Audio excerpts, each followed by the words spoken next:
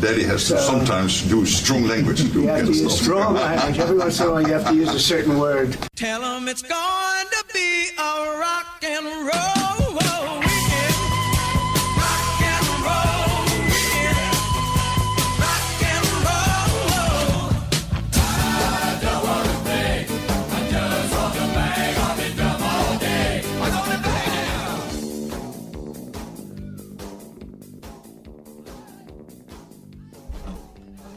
The press, specifically you, the press corps, because you cheer against Trump so hard. It's like in your DNA and in your blood to cheer against Trump. Because you want him not to be successful so bad, you have to cheer against the efficacy of these strikes. You have to hope maybe they weren't effective. Maybe the way the Trump administration has represented them isn't true. So let's take half-truths, spun information, leaked information, and then spin it. Spin it in every way we can to try to cause doubt and manipulate the public mind over whether or not our brave pilots were successful. What a difference a day makes. There's Pete Hegseth giving it to the media when yesterday's tour de force presser with Raisin Kane, Dan Raisin Kane, and Pete Hegseth, I think, turned the tables on old CNN and those initial reports. Hey, welcome into the Feel Good Friday of Wake Up Missouri, along with Peter Thiel in for Stephanie Bell. I'm Randy Tobler. Drake is there holding forth. Thanks for that montage, Drake. And a little bit of the reference to Donald Trump's clip of the week. I had never seen it in person. Everyone listening right now, if you get the chance, watch a YouTube video of it. It is even funnier watching their reactions. Toss it up on the Wake Up Missouri page. I will, because it's funny. And John Marsh, of course, as well. Now, John, that was one impressive conference yesterday, and I didn't know, gentlemen and ladies listening out there, that there was this defense threat agency. I never knew about this, but they are apparently the world's authority on bunker busters and on even nuclear threats, like if when Fukushima exploded, that kind of a thing. And so, I mean, I didn't know that we had that right here. See what you could have done. What's that? Randy, instead of going to 10 years of med school, residency, all that, taking all those tests, you could have gotten just a master's degree and just be the guy analyzing bunkers. Yeah. And you know what? That's kind of a side hustle most of us don't get. So that sounds like an engineer kind of thing to me. Does the granite underpan that the soil rests on and the bunker ultimately bid on, is that a bunker bed? That's a good question. I don't know. I'm confused on this thing. I'm not part of the bomb building end of my family, so I don't know. But you probably I'm up to a little contest today. I have 10 B's in my description of what happened last Saturday, and I'm asking for audience participation. This is the B-2 bomber-borne, big, beautiful Boeing-built bunker buster bomb. 10. To add on to that train. Baloney. Wait a minute. One of the texters suggested bodacious, didn't he? Oh, that's right. Oh, wait. Okay. Where do we put bodacious? B-2 bomber born, as in, wing. Big, beautiful Boeing-built bodacious bunker buster bomb. Okay, it's going in there. We're now up to 11 Bs, 573-874-9390. I'm going to add the 11th B, and I'm putting in bodacious, and we'll see if we can get. How do you spell bodacious? B-O-D-A-S-I-U-O-S? I think so. Yeah, that's it's close enough for country. Yeah, and radio and government work. Yeah, we're in broadcasting. Spelling is not necessarily one of the things we're naturally good at. Hey, we are going to be good, though, at looking at the Supreme Court ruling yesterday, which I think many are really thrilled about because it upheld the ability, I think it's South Carolina, to withhold Medicaid funding from Planned Parenthood. And that's been a big issue here in Missouri. And so we'll talk with Sean Carney from 40 Days for Life at 7:08. And at 7:35, we're going to have some fun because, there is nothing more that a parent can do for their children, that teachers, sponsors, the community and neighbor can do for their children, than to introduce them to the world, the beautiful world of free market capitalism. And even then, to take that effort, that that disruptive, because that's what capitalism is about. How can I change and do something and then turn it into something very good, meaning charity? So we're going to be talking to in-studio guests about that. And it turns out that Dr. Ashley Emmel from Compass Chiropractic and Wellness, her daughter, and their friends and the people at their school, the kids at their school got together and did a really fun thing. And I'll bet it's happening in Jefferson City and Springfield and Fulton. And if it isn't, you can go to school on them and take some lessons, because I think it'd be a wonderful way to teach your kids about teamwork, entrepreneurism, and everything. It'll be a lot of fun. That at 7:35. And all morning, your calls. And don't forget at 8:35, winners and losers of the week. So we'll see how that works out at that point. Now, Peter, this mega bill continues to crumble like Roquefort cheese. I mean, it is just crumbling. Well, the big, beautiful bill, whenever it goes to conference committee, that's where things will be banged out. Yeah. It is what it is. Unfortunately, making any type of legislation, they cannot listen just to Wake Up Missouri for this, Randy Tobler. They have to sit and deal with it and get everything done. I'm just happy that in Missouri, all the bills, all the legislation everyone wanted that didn't pass, thank God. The governor yesterday was in Branson signing legislation saying that, what is it? The music city of Missouri, right? Yeah. Branson is the official music capital? music capital of Missouri. Okay, that's fantastic. We can't get personal property taxes taken care of.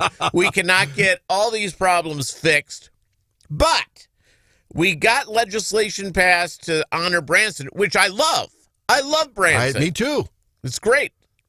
But now, wait a minute. Wait, hang on a minute here, Peter. Could Branson, seriously, didn't Branson at one point, especially during the recession when people didn't have a lot of money, Branson almost became a go-to destination for the entire Midwest because people could drive there and they didn't have to go. But day trip. What is it that holds Branson back? Maybe it's this proclamation, but I've asked this for a long time. What holds Branson back from not being another Nashville? Is it taxes? Because we have income taxes in Missouri? I don't know. Well, it really won't be another Nashville. It'll be more of another Pigeon Forge or the Wisconsin Dells. And that's where it has to be with Dollywood and all that stuff in Pigeon Forge, Tennessee. Why couldn't we attract the big stars, though, like Nashville does? What does Nashville have that we don't have? Record companies. They don't have Shoji Tabuchi solid gold toilet. Yeah. Yeah, it's and Lawrence Welk. It's it can't become Nashville mainly because all the music integration for the thing to distribute music, etc., is run out of Nashville. Now, the idea here is, could Branson take it on and begin to recruit? Well, that's a great idea up front. Well, Tennessee has zero income tax. Ding, ding, ding, ding, so ding, ding, ding. That's why. Yeah. And the other problem, I think, with Branson is that it is not on two major freeways. Right. Nashville sits in the middle of two major freeways. We just went through there when we visited Shannon last. And you know what? But okay, I'm going to challenge you there. On the other hand, tell me I'm wrong. Nashville doesn't have the beautiful lakes and the beautiful recreational opportunities and the gorgeous Ozark Hills. There's just nothing more beautiful. No, Branson's gorgeous. It's absolutely a gorgeous place. Yeah. But it's all about convenience of transportation. It's convenience of all that sort of stuff. And also not having the music industry infrastructure there is what would hold Branson back. Now, if we could all of a sudden attract all the big record labels to Branson, well, then you're on. It's the music capital of the world. We're not. But what is Branson? Branson is an amazing place to go. Yeah. It's a lot of fun, great restaurants, Silver Dollar Cities. There are all sorts of great stuff in Branson.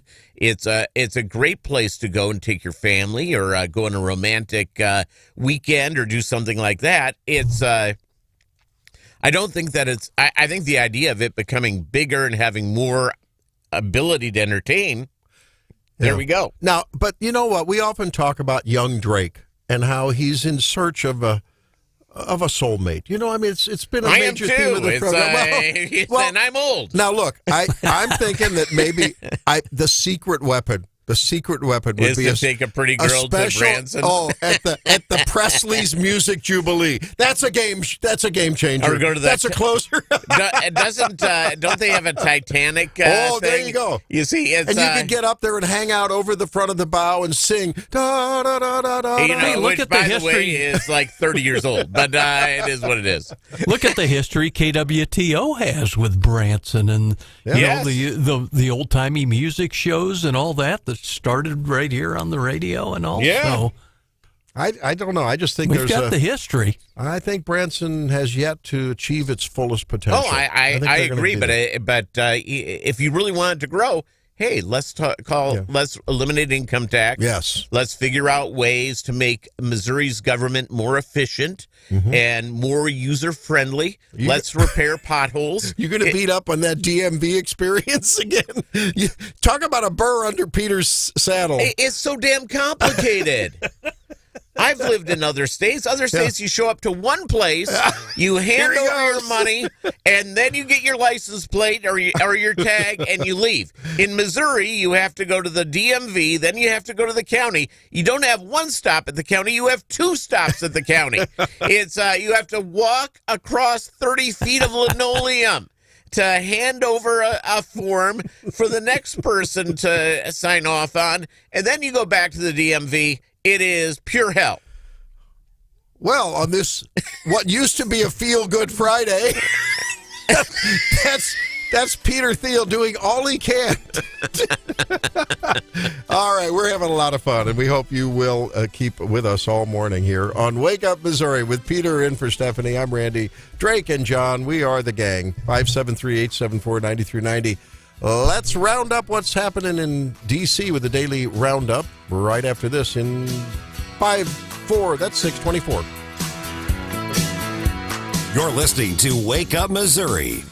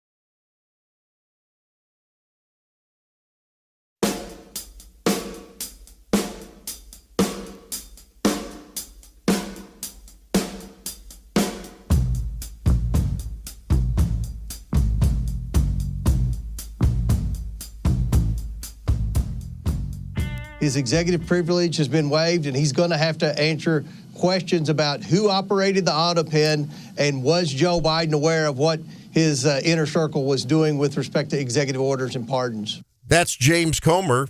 Here's John Marsh with the Daily DC Rundown. Yep, as the auto pen debate continues, the legacy media largely shielded Joe Biden from negative coverage of his health, age, and decline during his presidency, but that all changed on June 27th, 2024, when his disastrous debate performance changed the course of history. As we remember, gathered at Lakeside Ashland, watching it on the big screen, Joe Biden appeared frail and struggled with a weak voice, lost his train of thought repeatedly. Those who leaked the preliminary assessment rejected by the White House on the U.S. strikes on the Iranian nuclear facilities will face justice for sharing the document.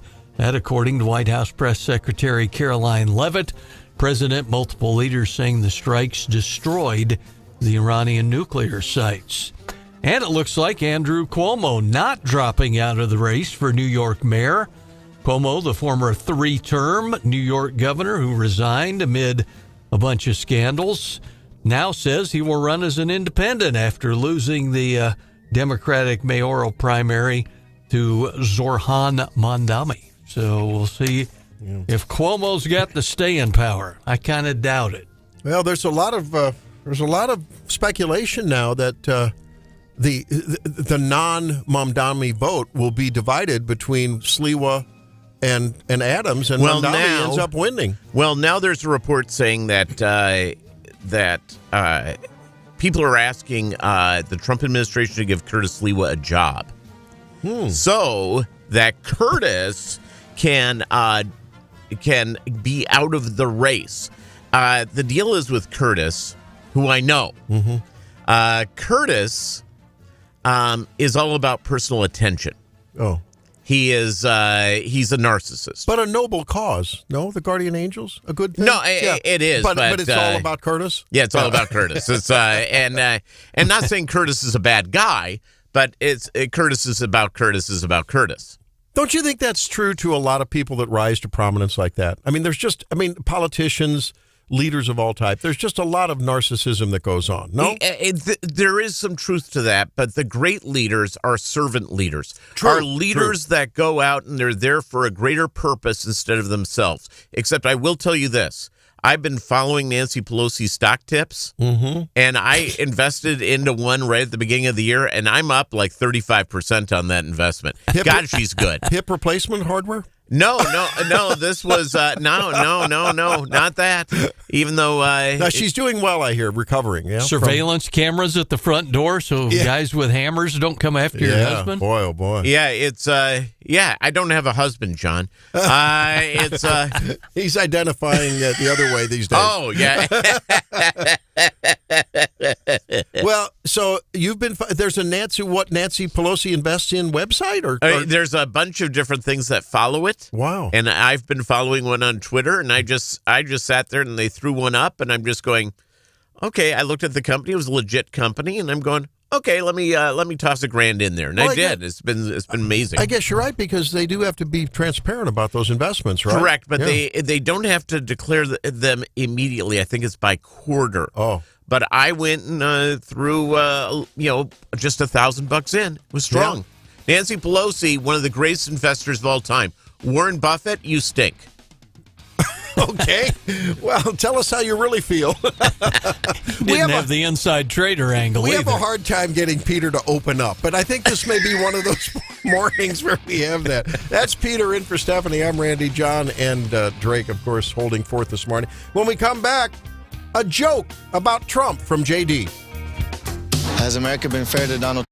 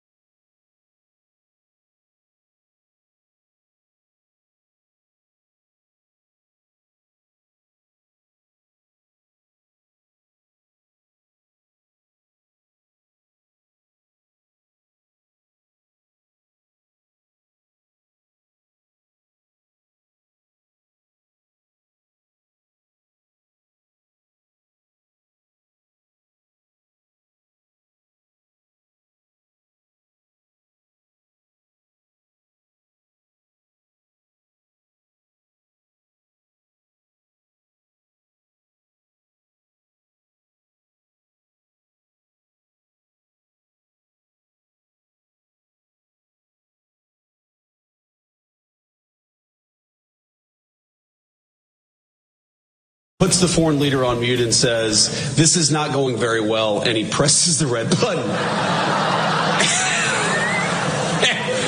And my eyes get really big, and I'm like, "Mr. President, what just happened?" And he looks at me and he goes, "Nuclear." Nuclear.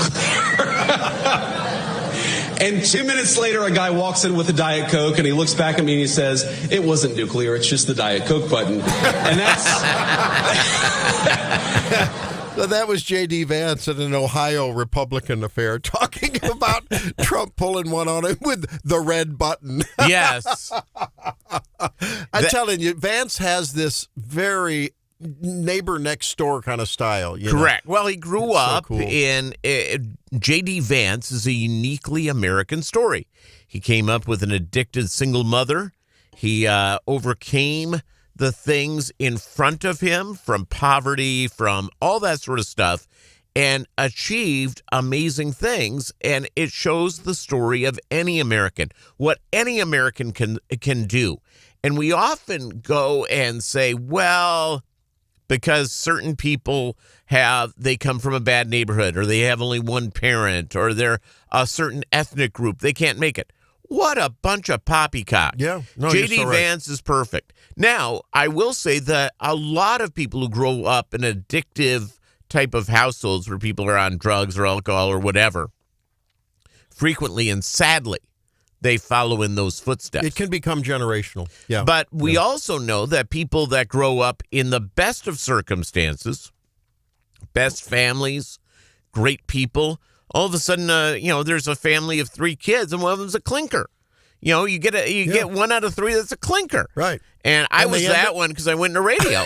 and there's one sitting in the control room. What the heck? Yes. Welcome to the dysfunctional hour on Wake Up Missouri. But that's the way it is. That's the way things work, is that you end up having people that, as much as you say, well, is it nature versus nurture?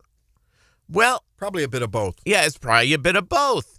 And but again, when anyone says that, well, somebody comes up in poverty, can't make it, well, they're just absolutely wrong. So let's talk about what we were talking with a couple of patients yesterday about this. Very interesting. How now my wife and I were we were abnormal because we were first children. We worked in our parents' business. I was in the music business. Her dad, an attorney with the house connected to the office, so they were part of the business. Yes. Old-fashioned country attorney, Yeah. Okay. So because we were alongside our parents and adults all the time, we had no choice but to behave, sort of an authoritarian, and we were very compliant, very compliant. And you know what? When our kids were doing what normal kids were doing, we were gobsmacked. We were, what? No. We went out for the weekend and you had a drinking party? Yeah. Oh, my God. Yeah. Okay, and so we were naive. Okay, whereas other people who had a very difficult childhood and did everything a kid can do and felt the consequences of it, they have some of the easiest and best parenting when kids get to that age, because it's like, been there, done that, not pulling that on me. Yeah, my parents had this rule. They started hitting us up when we were about 12. Yeah. If you ever want to smoke a cigarette, we'll buy you a pack. Yes. You can do it in front of us. Yep. You want a beer? You can have a beer, but you're not going out to play. You're not hanging out with your friends. But if you want to have a beer with dinner, feel free to. And that's right. And so I was in the bandstand with my dad from age 14 on. And we'd watch guys smoking and doing stuff and really not playing as well as in their mind they thought they were playing. Sure. And Dad would go, you like that? You want to do that? Come on home, we'll do it. I'll get someone, we'll do it at home. And I'm like, no, Dad, I don't want to. So it was not, the point was that somewhere along the line, whether it is with your parent or if you are growing up in a very difficult household, maybe your parents have drug problems or this and that, sometimes you need a teacher, you need you need a boss at the grocery store, you need someone to be that both accountability agent and role model, right? Well, look at J.D. Vance. He was raised by his grandparents. There you go. Yep. Yeah. His grandma didn't take any guff off of him. Not whatsoever. And again, it's all about mentorship, and it's all about leadership and that type of thing. And a lot of times, kids who come from bad neighborhoods and bad stuff, they get caught up in gangs, or they get caught up with a group of friends that are up to no good. And it just leads to more and more trouble. Well, we were very blessed. Our kids ended up doing very, very good, and we're proud of them. But it's funny how kids get to where they get in the darndest ways, right? And boy, for all you folks who are, especially in summertime, and in 2025, look, it's tougher being a parent now than it was when our kids were young and when, our parents, when we were young. It's just there's so many ways that kids can, in sort of a very stealthy way, get in trouble. Right, Drake? Yeah, I'm just thinking to myself, like, why didn't my mom offer me cigarettes when I was younger? That's what I'm thinking. You see, you were obviously abused. Yes, I was abused. I'm reporting my parents to the Child Protective Services because they didn't give me cigarettes. This is BS. Now, in our ongoing little fun, how many B's can we add to the adjectival description of what happened last Saturday? I was up to about, what did I say, 10 or 11? 11 or 12, I think. Yeah, and so we had, here it is, so far, we have, I'll just go ahead and reprise this. The B-2 bomber-borne big, beautiful Boeing-built bunker buster bombs. And then we have to add BAM into that. Yes, and boom. And boom. Okay, so we're asking for, how can we, where we have big, beautiful. We got bodacious. Bodacious. Yeah, that's right. And you can text us with your thoughts, 573-874-9390. Text us anytime, 24/7, 573-874-9390. 9390. We love that on Wake Up Missouri. Absolutely. John Marsh, is there going to be a veto session? I keep hearing about bills that are going to be, a lot of things that, when we talk a lot about what's going on, that everyone's talking about the Iran-Israel thing, and yes, that does impact us, I think, by keeping us safe, but it's the things that happen at the State House. It's the things that happen in your local city council. And aren't there still a lot of bills that the governor has yet to sign or maybe might veto? Still some things hanging in the balance. Are we getting those? Is he getting those cleared out? I know we talked in the first block about Branson. Branson, thank God, is the music entertainment capital of America and of Missouri. And that's the type of legislation that we can feel good about. But, John, are there still some things to be vetoed or signed or not? Well, we heard out of the governor's office, one of his spokesmen said that the governor's been in discussions on the issue and looks forward to reviewing the work of the Special Interim Committee on Property Tax Reform.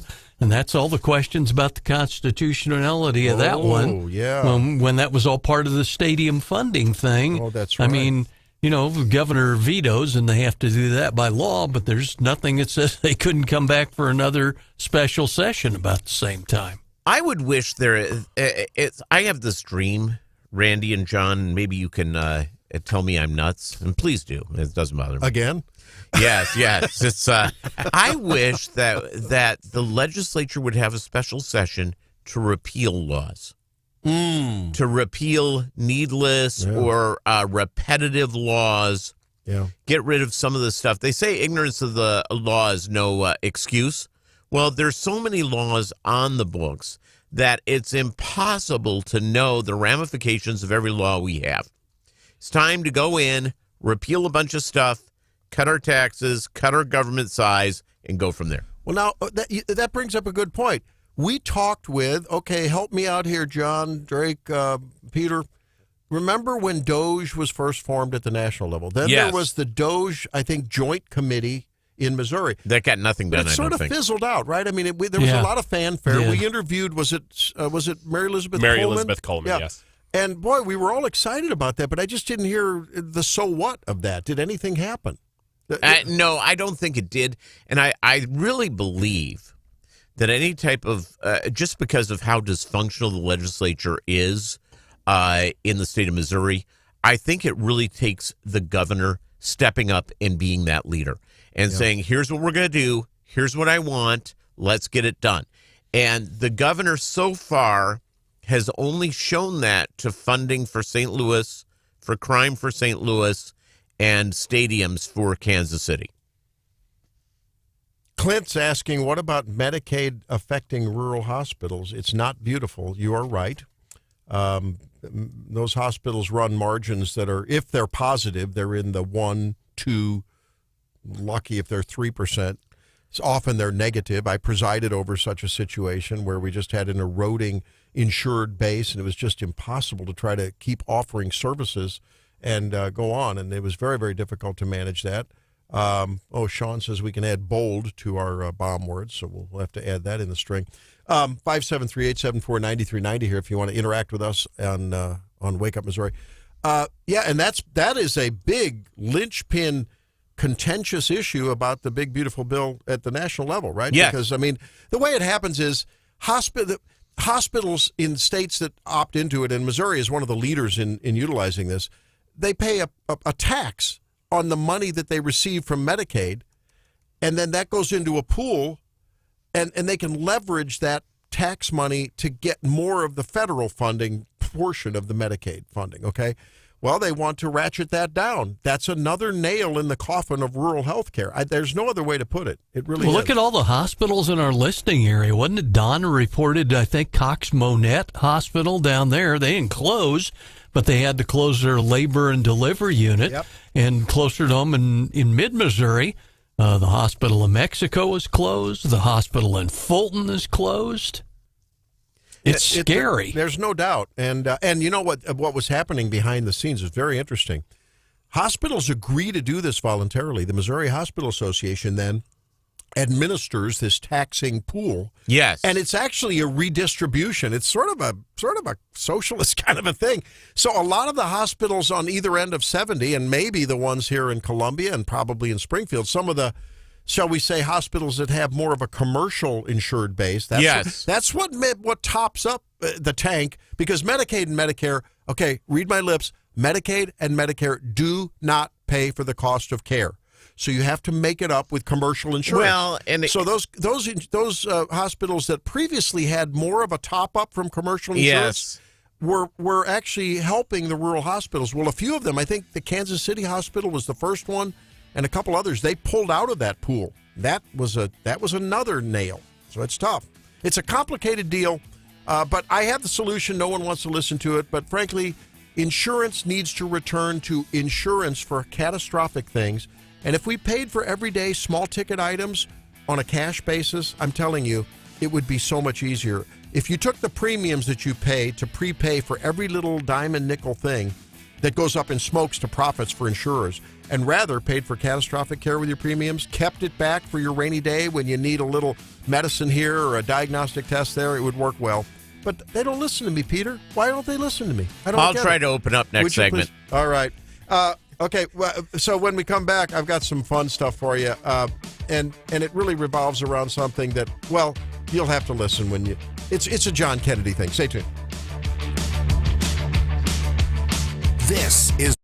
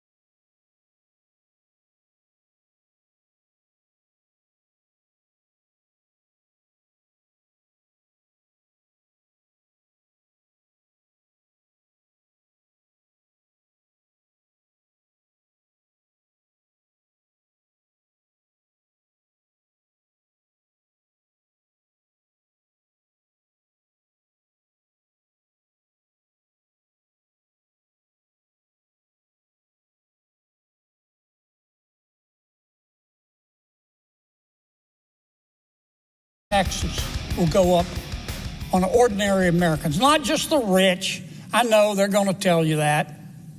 It's just the rich. No, it's not. It's ordinary Americans. It's every American. We don't pass this bill. You raise taxes $4.3 trillion on 300 plus million Americans, and you watch this economy go down like a fat guy on a seesaw. Well, we have to have our John Kennedy fix once in a while on a Feel Good Friday. There he is talking about the big, beautiful bill that is in trouble right now, certainly in trouble for making it across the finish line. Welcome into Wake Up Missouri on this Feel Good Friday. I'm Randy. There's Peter Thiel. In for Stephanie. We're trying to keep a muzzle on him, but ladies and gentlemen, that is nigh impossible. John Marsh as well, and Drake Whitman. He's having too much fun this morning, aren't you, Peter? Yeah. Yes, I am. And for numerous reasons, I get to hang out right here on Wake Up Missouri. I get to hang out with John Marsh, Randy Tobler, producer Drake. I mean, I'm the luckiest man who's ever lived. I'm lucky. Aren't we lucky as Americans to have a treasure like John Kennedy? I mean, the guy is just he's like a modern day political Mark Twain, isn't he? He really is. It's just he's a blessing to all, and has good writers. That's a good question. I don't know. It's I don't know if he has staffers that he runs this by, or is this off of the top of his head? I have no idea how he does it. Within the last year, Hannity challenged him on that. He says, "Come on now. You're not just pulling these off your hip, right?" Yeah. He says, "Well, to be honest with you, we talk about what I might be able to say when I come on." So I think some of it is probably planned. But you wonder, he sort of has that old style, like maybe he spent a lot of time at the Do Come In, down in the Corny Cafe, telling stories with his buddies, before they went to the courthouse, because he's a lawyer. And people from Louisiana have a very creative use of the English language. Yep. And they are able to speak in certain ways, and it's kind of fun to go through, especially if you get into the country. You go into one of those diners in the middle of Louisiana and just sit down and just observe for a while. It's a good time. When I go on vacation, I love the road trips, and I love to get off the beaten path. And all of a sudden, you're in a small town. There's a diner. I pull in there, and that's where I eat. Yeah, because you're able to hear the local folks talking. Sometimes it's dull as hell, but depending on it, sometimes you walk in, it's like one gem after another. These people are just amazing. On the other hand, when you're an outsider in a small town, and you walk into a place like that, it is well known. No one has to say anything, but you're an outsider. Right? Yes. Believe me, I know all about that. I know all about that. And yes, there is a lot of truth to that. You walk in, especially a place that is, that has their regular clientele and all that sort of stuff.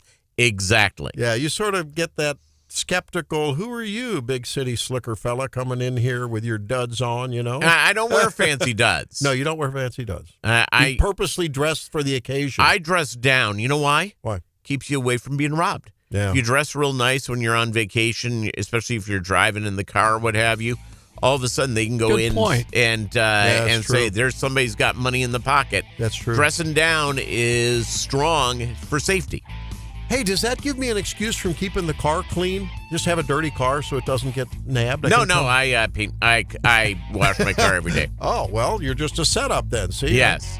I leave the road rock dust all over that. Hey, when we come back, let's talk about a momentous Supreme Court decision. That at 7:08. Stay tuned.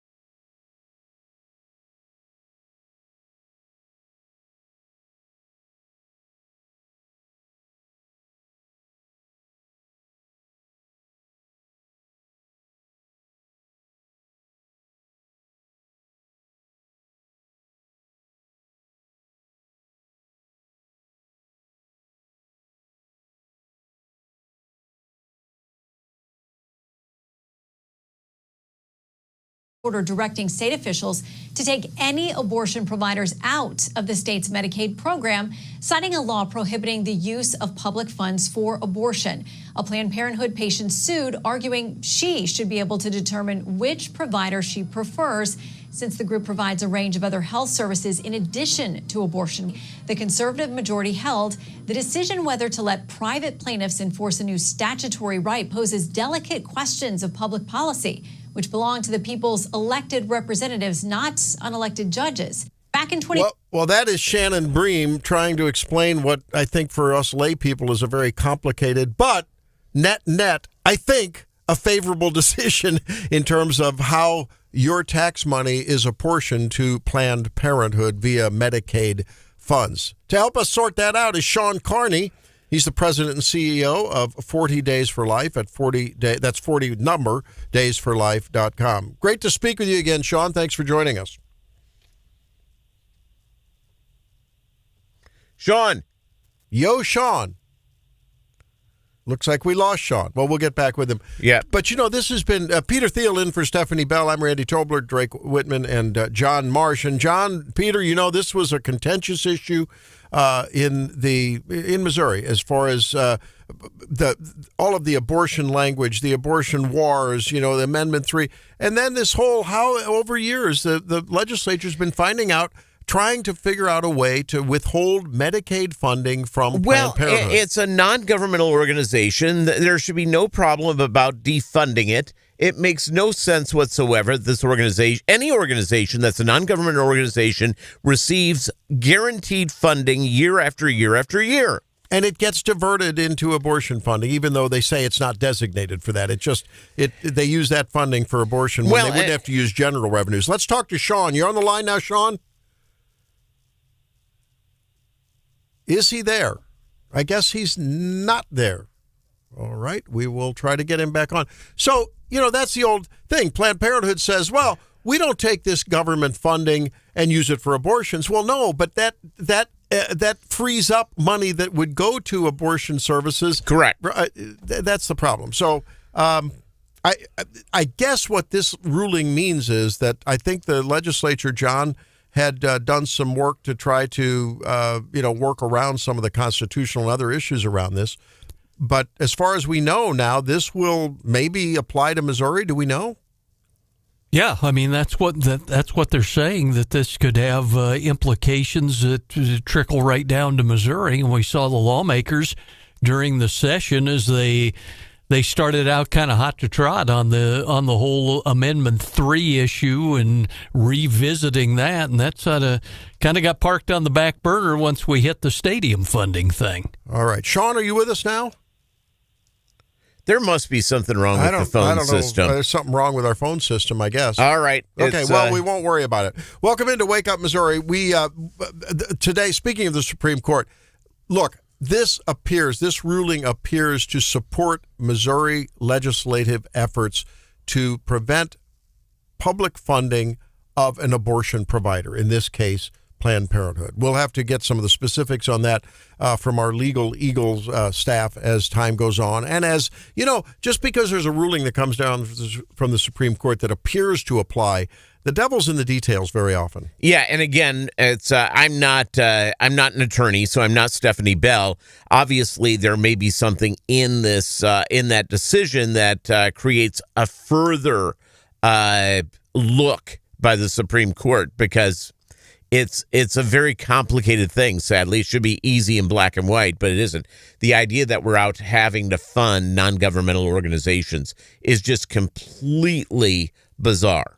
Well, it was, South Carolina piped up in their whole thing and said basically they had the right as a state to take any action against that federal funding that would be going to those abortion providers there, and SCOTUS sided with them. I don't even know if it's an abortion issue as much as it is a state should be able to fund through the legislature any non-governmental industry that they want and take away funding.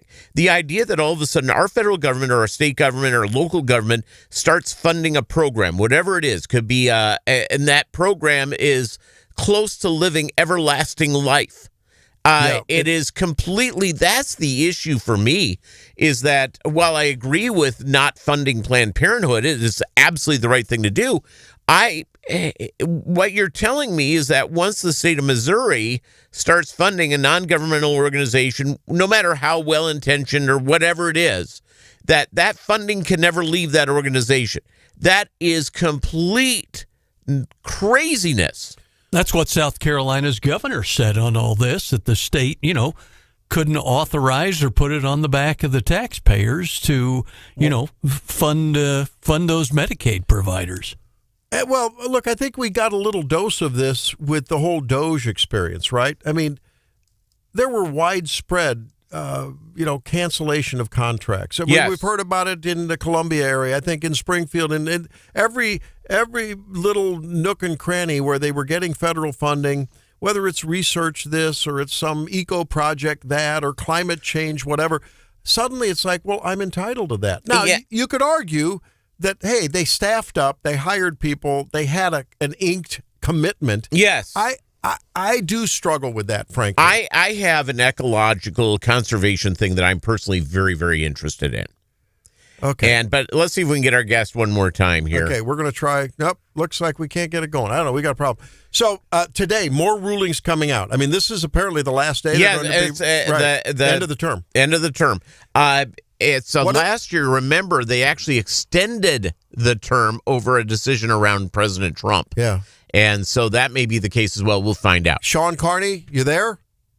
I'm here. Oh, praise the Lord. Sean's with us. All right, we got it going. Hey, we seem to have some technical issues there. Thanks for being with us, Sean. Go through a little bit of the details in this South Carolina deal and how applicable is it to, let's say, the Missouri situation and many others where legislatures have tried to say, look, go ahead, okay, you got to do your abortions. People they've passed an Amendment 3. Go if you need to, whatever. We're going to try to put a new one on the ballot, but in the meantime, we're not going to fund you, for crying out loud. Will those kind of statutory efforts hold muster now in light of this ruling? 100%. 100%. Texas did the same thing years ago. This is actually not a big deal. This isn't controversial. It's probably on the list where most people are like, oh, I didn't know we were paying for that anyways. Yeah, don't give them any money. What South Carolina did was remove Planned Parenthood, remove any abortion provider from Medicaid, which is, by the way, what the big, beautiful bill is going to do. It will defund Planned Parenthood by $750 million, which is unbelievable. This is something that pro-lifers, probably on the level of overturning Roe v. Wade, honestly, it's something pro-lifers never thought would happen. That's why, regardless of what you think of the bill, you need to support it. Just for the defunding of Planned Parenthood alone, if you're pro-life, you're going to see massive closings of many abortion facilities in blue and red states alike. This is now half of their income because they've lost 73,000 donors in the last 12 months. Wow. So they are completely dependent on the government. And so Missouri, South Carolina, and many other states will just follow suit and say, well, we're not going to give you any tax money.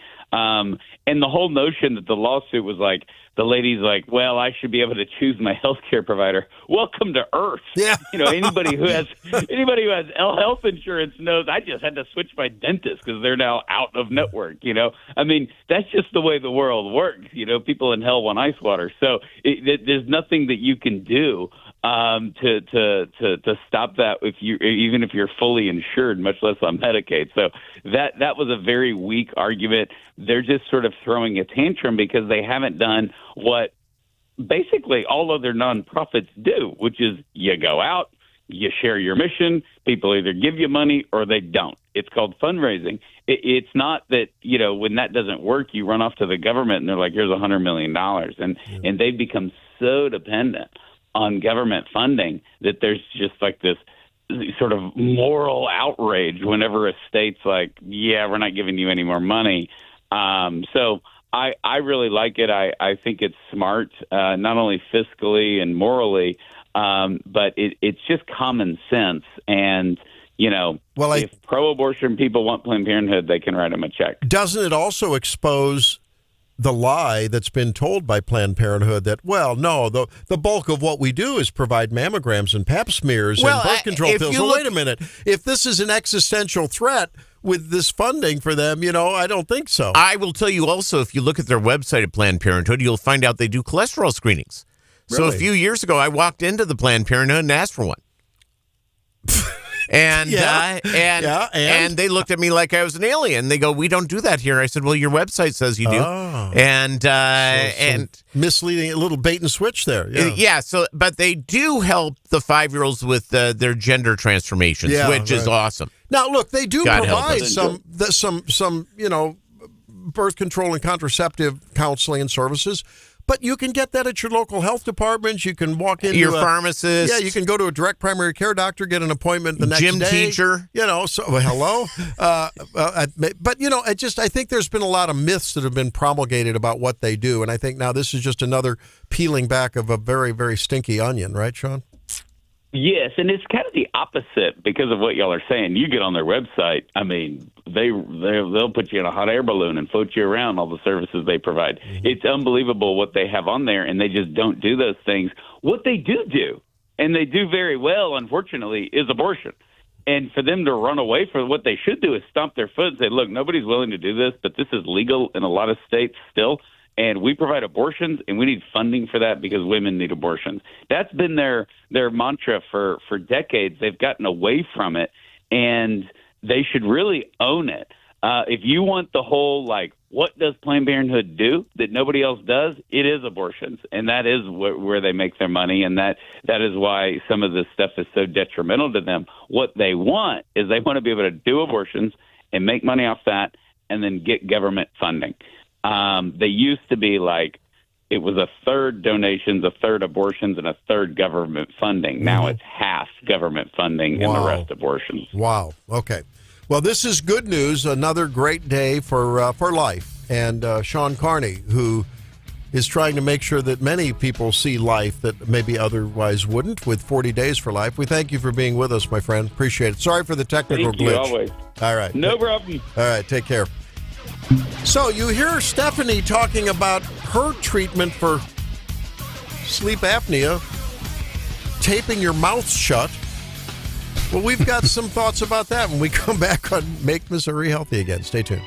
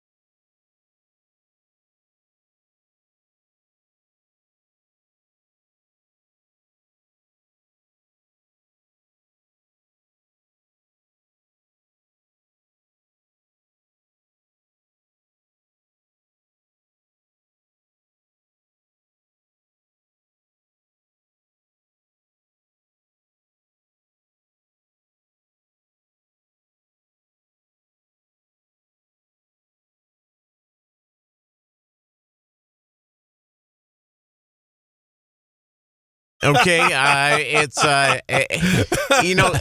Randy frequently just sits there and says, "Oh my God, you're filling in for Stephanie." No, I don't. No. I said, "Be good now. Be good, Peter." So you know what? There's this. Stephanie has talked about on the plane. I think not for any other reason, but she just doesn't want to be one of the people on the plane with their mouth wide open. Yeah, because that's one reason I don't like to sleep on a plane, because I'm probably that guy, so I don't want to do that.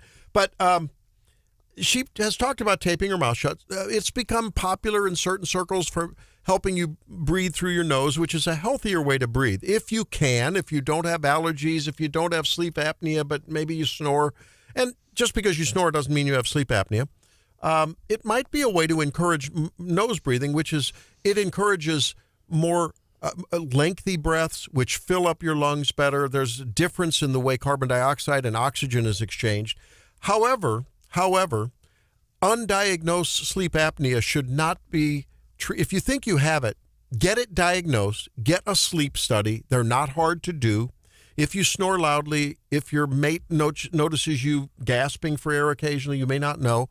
If you wake up with headaches in the morning and you feel like you're unrested, even though you were, air quotes, asleep, if you get fatigued earlier in the day, at like 2 o'clock, you're just like your head's down on the table. I have a great way to avoid that. It's called a wonderful cup of Caldi's coffee. I had that this morning, and I feel brand new. Now, you're right. But if you find yourself really having to stimulate yourself just to get through the day with extra coffee, talk to your doc about a sleep test. But look, if you want to tape your mouth shut, look, I don't think that on its surface it's necessarily a harmful problem. But if you're overweight and you're snoring and you like to have an evening, a relaxer, a beer, or a drink, I would be careful about that, because you could actually restrict healthy breathing too. So be careful about that. And I know a lot of people who have sleep issues are out talking about taking gummies, cannabis gummies. Have you seen any studies on that? Does that help? I haven't seen studies. It's just another way to, relax one if one's mind is so busy that you can't turn it off. You see the study on avocados? That's the latest one. They're saying an avocado a day because of the tryptophan in avocados to give you better sleep. Well, but I think, look, this goes along the theme. Anything that tends to be green and healthy, except for Mountain Dew, is probably a good thing to do, right? If it's white, starchy, sugary, probably not a good thing to do unless it's cauliflower.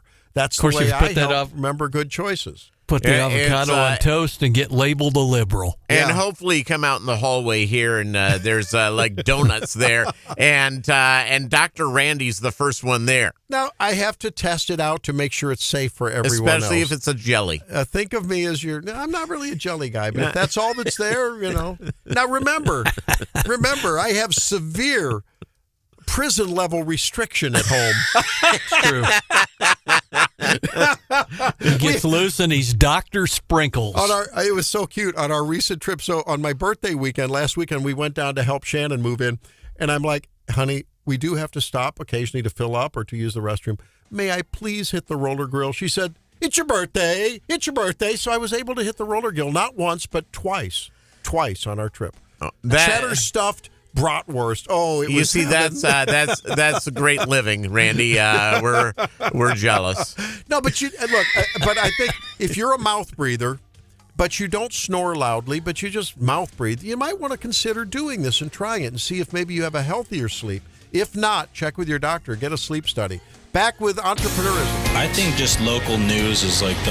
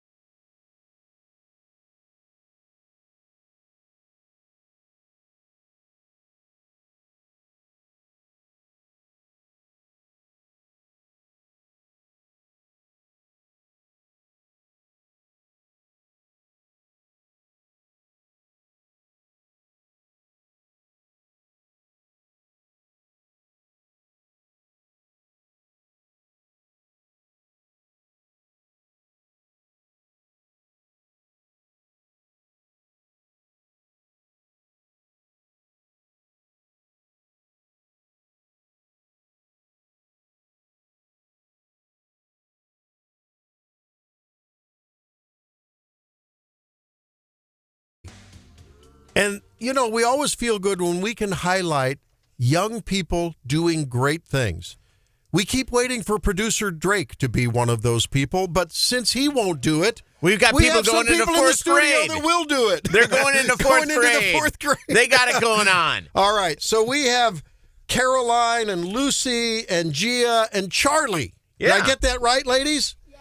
All right, get up to the microphone there, and let's get you all on the mic. Okay, now, you guys are all together now? Southern Boone Elementary. All right, and you just were third graders, right, going into? Fourth grade. Holy cow. All right, so it's summertime, and in summertime, my favorite drink is... Lemonade. Okay, my favorite drink is lemonade. And I understand you guys are doing something that had a big impact, not only on your friendship and your teamwork and doing things that are fun together, but also taught about business, and then you did some good stuff with it. So let's start out with what you guys did. Let's start out with Lucy. What did you guys do first? What was the effort here? Get up to the mic there. So the effort was that we had to concentrate and just relax because we were overwhelmed with a lot of kids at the stand at one time. What was the stand? You guys did a lemonade stand? Yes, and our theme was Hawaiian.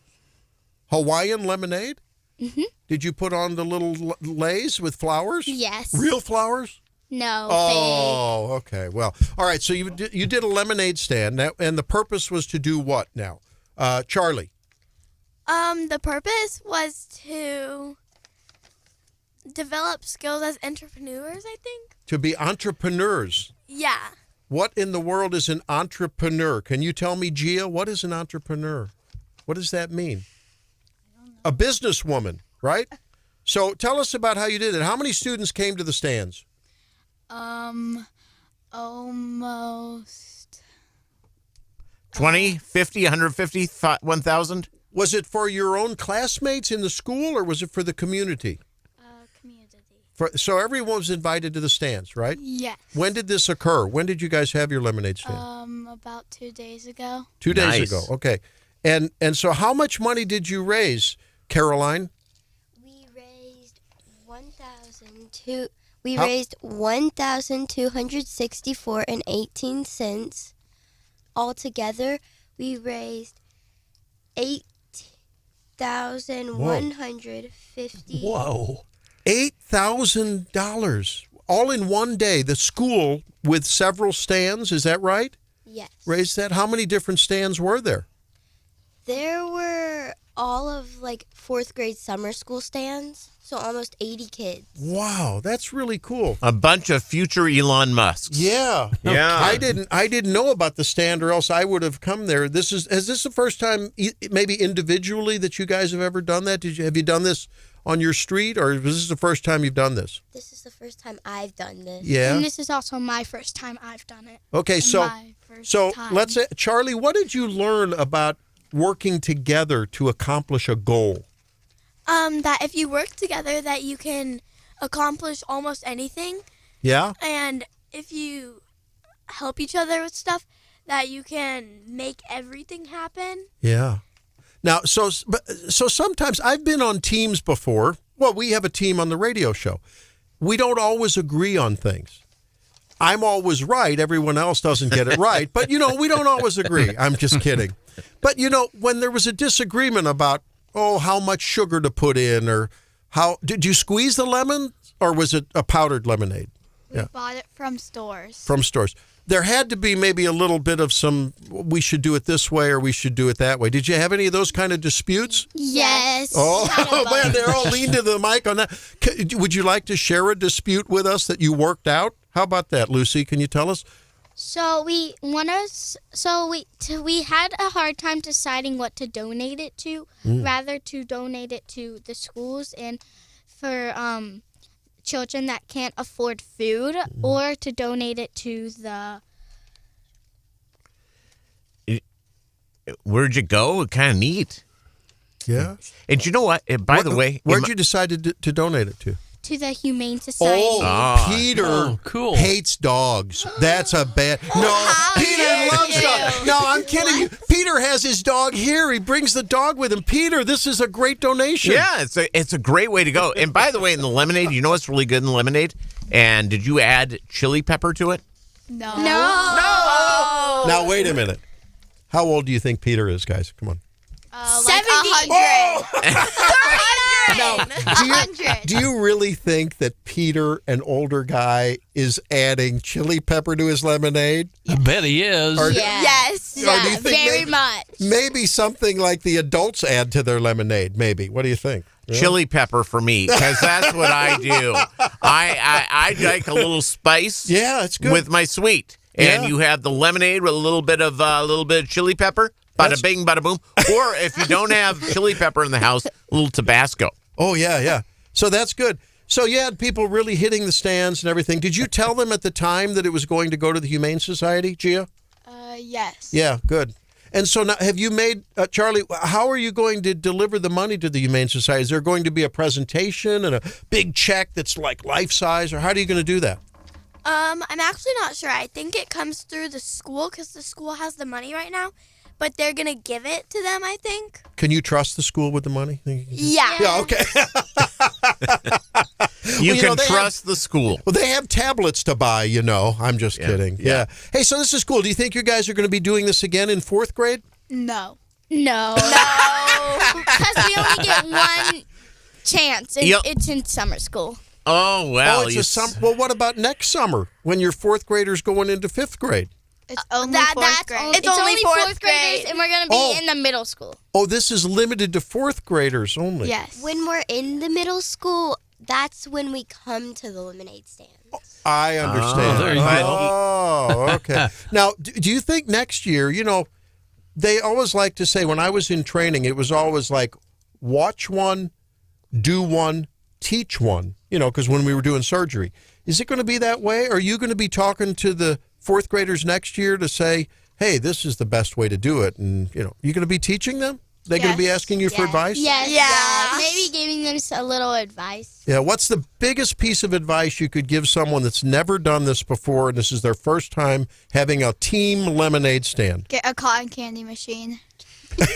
You see? Work together. Is it cotton candy or is it the funnel cakes? What's better? Cotton candy. Holy capoly. I didn't realize that. I thought funnel cakes were like the peak treat.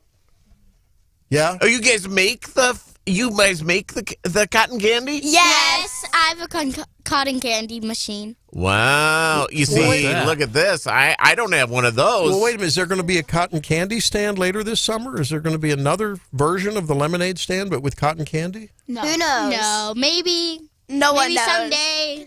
Yeah. Could Now, be. how many, okay, let's go down the line here. How many of you, I'm going to ask you, do you think this will turn into some kind of a stimulus, a motivation for you guys to become business women in your future? Charlie?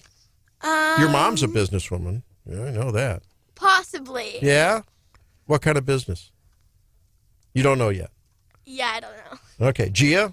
Possibly. Yeah, do you like selling stuff? Were you out there like, my lemonade's the best lemonade, you got to drink our lemonade? Were you really rocking it? No. No, okay. You were just there being serving the lemonade and being a great ambassador for lemonade. Who was the biggest cheerleader among you for the lemonade stand? Lucy. And she was the first one to lean into the mic, so that's not surprising. Okay. Lucy, do you think you're going to be a businesswoman? Possibly, but I can't really tell my future. Yeah. Yeah, you know, it's, at this point, you can sort of chart out what your interests are, and you'll figure this out when you get by the time you're in college. Caroline? What do you think? You like business? Maybe. Yeah? Yes, I love business. Yeah? I like doing lemonade stands and gaining money and donating it to Yeah. places. So you have a heart for charity. Yeah. Yeah. And you know you share a name with the president's press spokesman. You know that? Caroline Levitt. Have you seen her on the TV? Yeah. I think it's spelled differently. Yours is with a C or with a K? C. With a C, yeah. Yeah. But it's pronounced Caroline. Yeah. All right. Yeah. Hey, well, you guys are really a delight. It's really a blessing to have you with us today. Now, so now that it's all done, are you going to go visit the Humane Society and see how you have helped them? Won't that be fun to take a little field trip? All righty. Hey, thanks for being with us. The ladies of Southern Boone School, who did a lemonade stand, and along with their friends, over $8,000 to the Humane Society. Nice. Congratulations. Thanks for being in with us. Thank you for having us. Thanks for having us. Okay, come back when you have the next stand and let us know. We'll come down and buy some, okay? Okay. All righty. Thanks, guys. All right, Johns, what's happening when we come back with you? Well, right up the alley of the animal shelter. How about Mormons and werewolves? Nice. And lions and tigers. Oh, my. And We'll be Mormon back. funeral potatoes. What? I'll what they were explain. feeding the werewolf. I got eyes for that. Oh, we'll be back. This is Wake Up Missouri.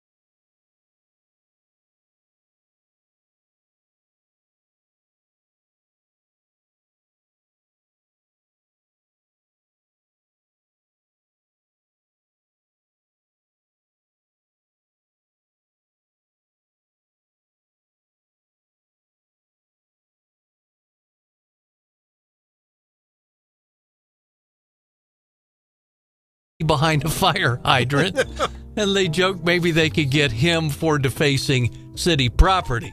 And now you know the rest of that story. You know, I'm going to tell you, I keep rocks in my pocket all the time, especially if I'm out hiking, because you never know when the stray werewolf is going to show up. Yeah. That's true, especially in Salt Lake City. By the way, the Latter-day Saints, the Mormons, they prefer to be called Latter-day Saints, I learned. That's right. Well, the Mormon, they have something called Mormon funeral potatoes. And what? Yes, and they are awesome. Funeral potatoes. Mormon funeral potatoes. Like at the wake? But apparently people of that religion, that is part of their family night. That is a part of church stuff. Wow. And it's awesome. It is awesome. If you've not had Mormon funeral potatoes, and how I learned about this, my brother works in a company in Southern California, and nearly half the employees are LDS people. Wow. And he loves buffet. He loves that potluck because he goes, one or two of those Mormons are showing up with the funeral potatoes, and he goes, get me a plate full of those taters. Okay, well, I have some new friends and patients who are Latter-day Saints. I'll have to ask them about that. It's secret recipe. Yeah. Is it about the potato itself or the way it's prepared? It's prepared. It's like a casserole. What's it like? Oh, it's a casserole. It's a casserole, and it's awesome. It is. But you don't have to die. You don't have to have a funeral. You can have them at other times. No, they have. They're just called from what I funerals. understand, our Latter-day Saints friends serve this at every meal, and it's awesome. Totally awesome. It's That's right. Hey, LDS people, I'm not converting, but I'll take your potatoes. I tell you, one thing I enjoy about the Latter-day Saints and their culture and traditions is that amazing, fabulous, unbelievable choir and the musicians. And when you see a holiday performance or a special, concert with the Mormon Tabernacle Choir and everything, OMG. I'm a fan of their dental work. You ever see a Latter-day Saint with a bad set of choppers? They always have unbelievable healthy teeth. lifestyles. Yeah. Healthy lifestyles. Don't drink. Dr. Jones in Jefferson City. Oh, really? I didn't know. Yep. Yeah. Healthy They are also lifestyles. really good at stocking their entire basements full to the brim with ammo. And I love that. Yeah. Big families, lots of ammo, nice teeth. I don't know. If you're of the LDS persuasion, let us know. 573-874-9390. Does that follow through to a prepper tradition as well? I mean, if you got a lot of ammo and stuff, yeah? Well, you have to be prepared. It's a Boy Scout thing. Apparently with the Latter-day Saints. Speaking of prepper, so when Obama was elected, it was about when Obama was elected, I went on a bit of a prepper thing because I figured the world's going to end. Well, and who it could almost blame you, did. I guess. And so I bought some of that prepper food. I've got several cartons of that stuff sitting around. And I told Helene the other day, I said, look, we talk about portion control. Yes. We talk about, economy of calories and stuff. Why don't we start opening some of that just to see if it's good? Before I could finish the sentence, no. Do you know what? I'd like to try it, though. Bring it into the office. Let's do it here on the air. We should try that. Let's do it on the air and bring in a bunch of them. We'll sample it out of the office, and we'll figure out. We'll use producer Drake as there you go. The other thing I didn't get to, because at the same time I brought seeds. You could buy these seeds that are supposed to be heirloom seeds. Heirloom seeds for a rainy day. But I don't know. They came in special Kevlar packaging and whatever. They're probably bad, but I think I should plant a few of them and see what happens, right? But once you open up the container, though, you've got to plant them all. All? Well, there's not that much acreage. Oh, they sent you that much? I bought. You really I bought went. a fair You amount. really went a little bonkers here. People that know me know that. People that know me know that I tend to be an immersion kind of a guy. I'm immersed in whatever I do. Yeah. Yes, it's okay. And Helene, it drives Helene crazy. It's I'm the same type of person. Oh yeah. I had 40 fish tanks set up once. Yeah, well, so you and I are speaking out of the same hymnal. Yeah. If Randy goes to the Saints potluck, he'll bring one pan of potatoes and 42 servings of Jell-O, correct? and bring along some nice members of the LDS Church with those amazing Mormon funeral potatoes. Yeah. Okay. So we've got to learn more about funeral potatoes. We'll have to see whether this is a Peter myth or if it's the real deal. It's the real deal. Oh yeah. Trust me. We need confirmation on that. Hey, when we come back, we're going to switch around to a little investigative reporting that Mike Murphy's done on an interesting, let's just say advocacy trip, official duty trip that Barbara Buffalo, the mayor of Columbia, took. And we'll see what he learned about that when we come back. That's always fun when Mike gets on his investigative togs. We'll have him don those togs and come in at 8:08. Stay tuned.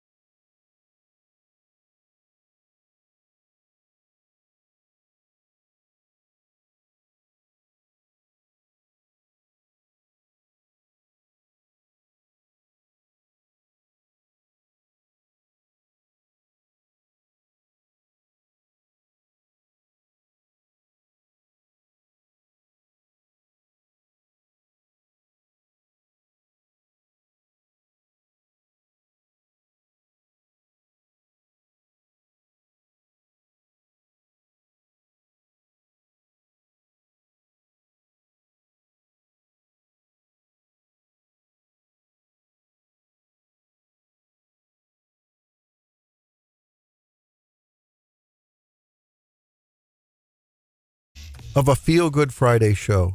And we've had more fun than a barrel of monkeys. It's been a lot of fun. And boy, we're getting a lot of you interacting with us on the text line at 573-874-9390. And Peter and Drake and John, I haven't had so much fun with an interview for a long time. Those girls were just so delightful and full of joy. It was fun.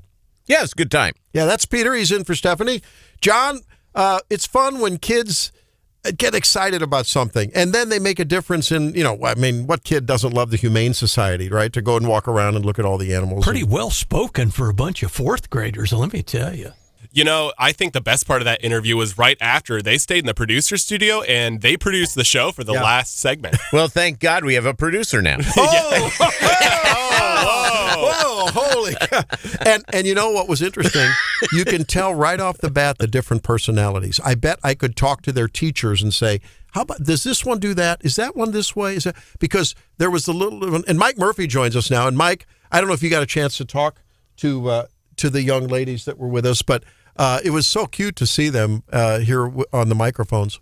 Yeah, I listened. I was outside listening. And what was neat was the little one, Lucy, right, I mean, she walked in, put on those headphones, and we were talking to them. Now, ladies, stay close to the microphone because they're very directional. And I mean, right off the bat, I think she cut in on one of the first questions, and she was on top of it. I feel a morning show host coming on in about 20 years, 15 years. Right?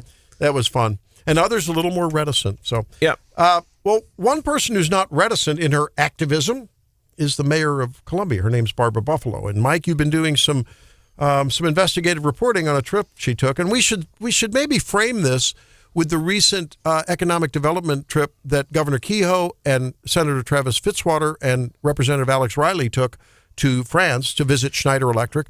That was paid for by a private concern, by Hawthorne, which is an economic development, organization. So with that as backdrop, Mike, what did you find out about, what trip did she take, and tell us about it? It was the annual meeting of the U.S. Conference of Mayors. Okay. All right. That sounds like a very august organization. Well, and it sounds pretty, no official, no big deal. Yeah. And you learn about the best practices. Correct. The justifications, you come home and it helps your, your city. Yeah. There's one thing a little weird in Columbia right out of the chute, though, is most of the mayors that attend that have executive responsibilities. They're elected to be the chief executive in their city. Mayor Barbara Buffalo in Columbia, the mayor in Columbia, is not an executive. She has no executive powers whatsoever, or authority, or responsibility. Most Missouri mayors, for the most part, and I think Springfield is the same thing, as well as Jeff City. Springfield is, Jeff City is not. Springfield Jefferson City, they have a voting thing. Correct. Their mayor is the standard old-fashioned mayor. That is most cities across the country, the smaller cities in particular, where he is an elected and he has authority. He does the budget. He has executive responsibility. They hire a city manager, but he reports to the council. But the mayor has, like St. Louis, like Kansas City, akin to the CEO of a corporation. Yeah, well, they're the leader. Yeah, they're elected leader. Final responsibility. In Columbia, the mayor is one of 7 council members. She's the only one elected at large, but with no particular other responsibility. She runs the council meeting. She does the ceremonial things. Doesn't vote? No. Well, She gets to vote. She's one of 7 She's one votes. of 7. Correct. No veto power. So more of like an ambassador kind of a thing. Yeah. Yeah. Well, and the thought is the city council, the 7 of them, need to agree on things that they do. They need to be usually they vote, and they need 4 votes to do anything. But she's off on her own. She's traveling at taxpayers' expense, and she's going to this U.S. Conference of Mayors conference, which in a destitute place, a place no one wants to go. Tampa, Water Street in Tampa. Right. But she's traveled all over. She's been to New York, Washington, Dubai, Beijing on this climate agenda of hers. But here's the thing that this story is really about. Beyond that, is that the U.S. Conference of Mayors, if you look into them, they make no bones about this. They are a lobbying organization. They advocate in D.C. for their issues. And then the truth of the matter is, by nature or for whatever reason, they are a left-wing lobbying organization. They lobby for left-wing causes. Their agenda is climate change, gun control, immigrant protection, LGBTQ rights. I watched their opening press conference here when it happened a couple weeks ago. It's all about this immigrant protection and, the anti-Trump stuff. They're the resist group, this is.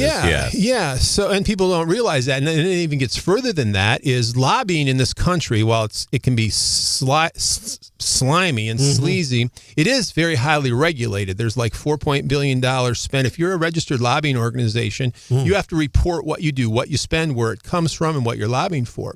This U.S. Conference of Mayors is exempt from that because of the way they're set up. They're a nonprofit made up of public officials. Wow. And so there's controversy that surrounds them because they operate in the dark. They don't disclose where their money's coming from, how they're spending it. So the same transparency that applies to other, like the sugar producers, let's say, that wouldn't apply to this group. Correct. Wow. So it's a shadowy kind of operation besides.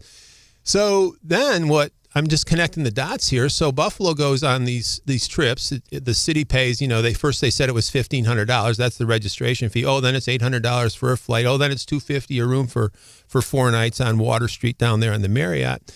But then comes the kicker. This group is funded by local municipalities. The city of Columbia kicks in more than $10,000 a year in dues to the U.S. Conference of Mayors for the right for Columbia to be part of this. Membership fee. Yeah. Wow.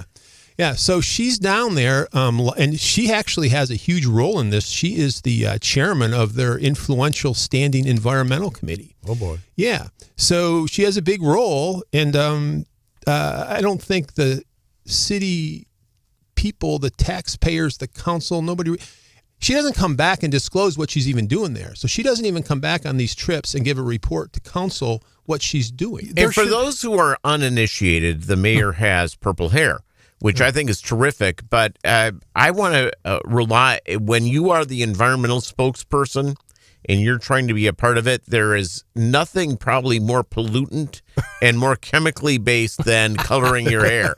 And she is hurting the environment. And she probably took a train instead of a bicycle. Or a plane, instead of a bicycle, and so is polluting that way as well. What's troubling about this, Mike, is you just said, when I was CEO of a little hospital, anytime I went on a trip about, for lobbying trip or whatever, I would report on it, right? The next meeting. Yeah, that's what some citizens are starting to complain about. So at the end of the day, just what you have, and this isn't some big scandal, it's just that it raises eyebrows. What you have is our mayor, who's a city council member, off on a taxpayer-funded trip to lobby with an organization that is shadowy and doesn't report or isn't transparent about what it's doing. And then she comes back and she's not transparent about what she's doing. In the city of Columbia, if you want to find out what they're spending on lobbying, you can't. They're not transparent about reporting it out. Mike, it reminds me of your story you did the other day about the $42,000 bill for the Columbia City Council retreat. And the only way you know about it is asking the right questions. And that's a fairly easy answer to get if you ask the right questions. But when you're asking about lobbying, you don't know what they're doing. The story, in the bottom of the story here, it explains how there's no line item, there's no reporting out of Columbia City Council what they spend on lobbying. It's just buried in city manager business. If you don't know what you're looking for, you'll never know. And all these past trips, we don't know.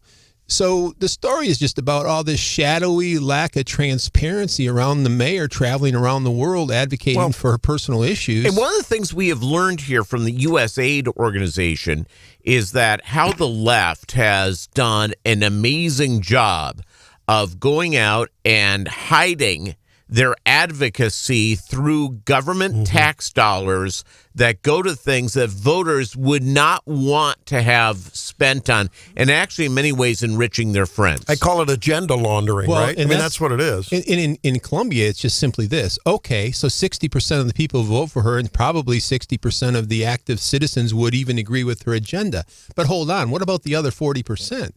Yeah. Well, so there's just something about this that just doesn't feel right. And here's the problem. You can certainly they're lobbying for funds and for grants and for, whatever kind of material support they can get for their agenda. Meanwhile, fine, talk about your sustainable this, because she was the former sustainability manager, right? You can talk about how come there's potholes everywhere. How come there's not synchronization of the traffic lights, which, every modern city has? monitored by cameras and stuff. How the basic things? Lobby for what you want, but what about us who didn't vote? Maybe didn't vote for you, but still have needs.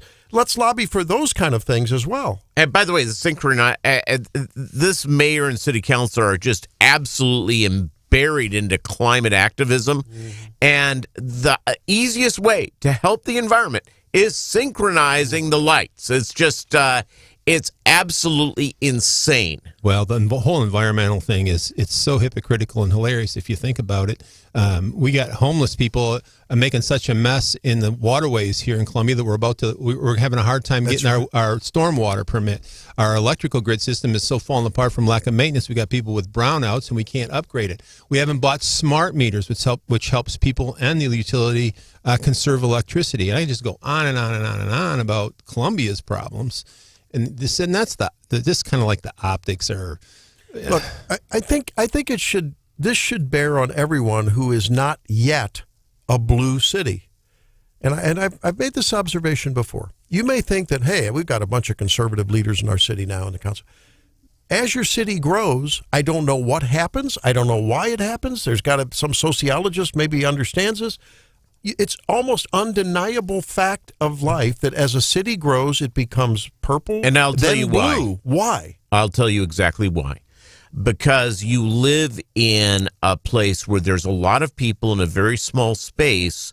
You depend on governmental services to keep things moving, from traffic to everything else. And it becomes so much a part of the order of what's going on in that community, and you look at the government as your salvation. So it doesn't stop then at infrastructure, and the government and the people sort of get this over their skis to now, it's fine to look to government for roads and signs and basic services, but then everyone if we can do that, why don't we give free food? Why don't we do this? Why don't we have housing? Then they get out over their skis. Correct. And that's what happens over and over again, because when you live in that type of environment, and I've lived in a couple of big cities, is that if you do not have at least some form of government looking at things in a very different way than you would in a place like Colombia, or if you're in Mexico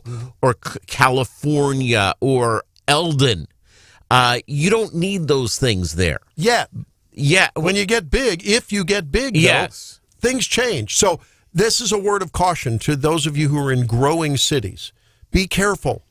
Be careful. Look at the lessons learned from cities that turn blue, and look what's happened with criminality and everything else. I think there's some common sense involved, too. I will point out that this Jefferson City doesn't give 1 penny to this U.S. Conference of Mayors. All right. Ron Fitzwater. Correct. An elected official. Yeah. Who lobbies for the right things. Yeah. Because he's red. Immigrant rights. And we love that. Immigrant protection. All right. Hey, thanks, Mike. Great work. When we come back, it's time to check in on the markets at 8:24. Stay tuned. You're listening to Wake Up Missouri.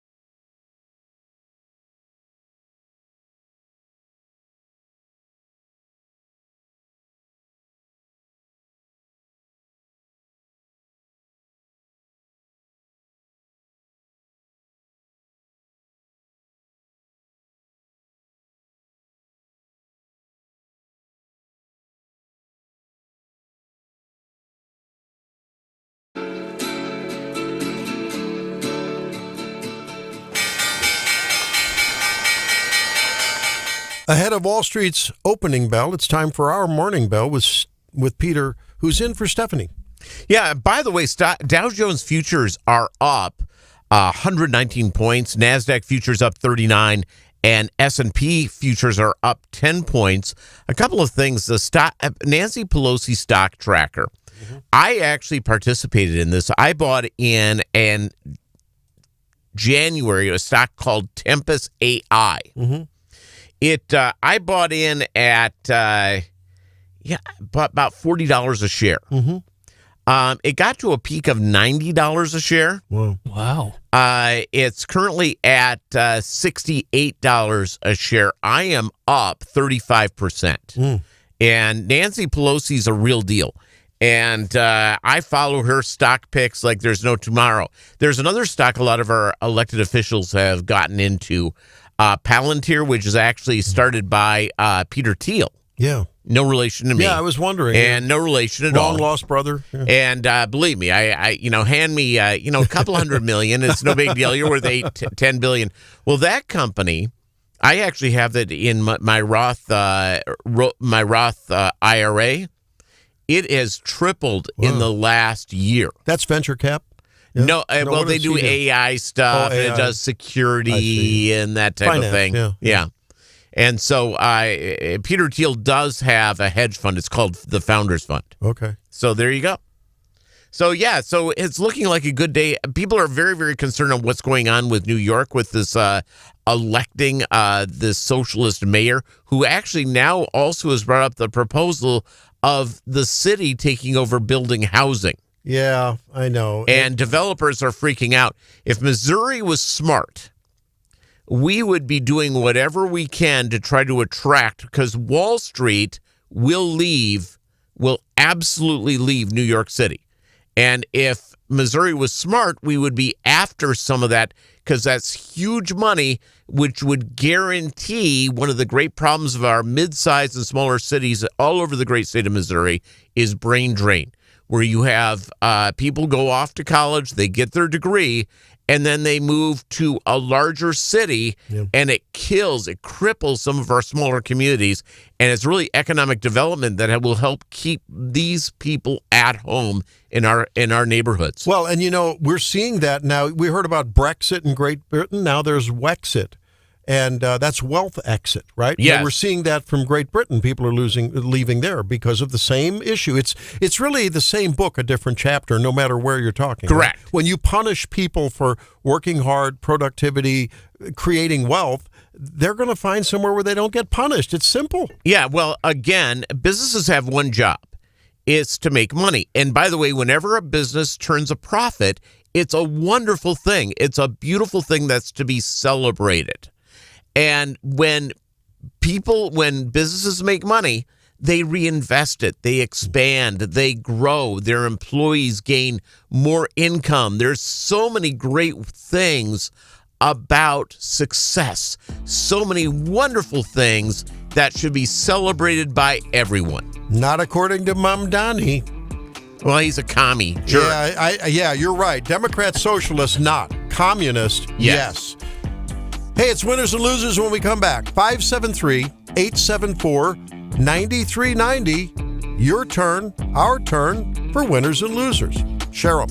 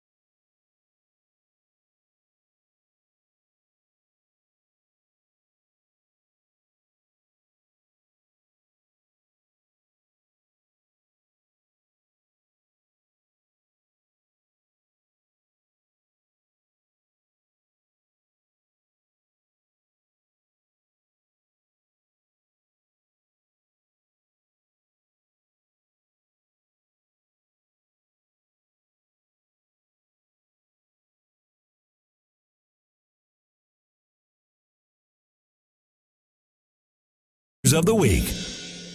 It's that time when we celebrate the winners and losers of the week.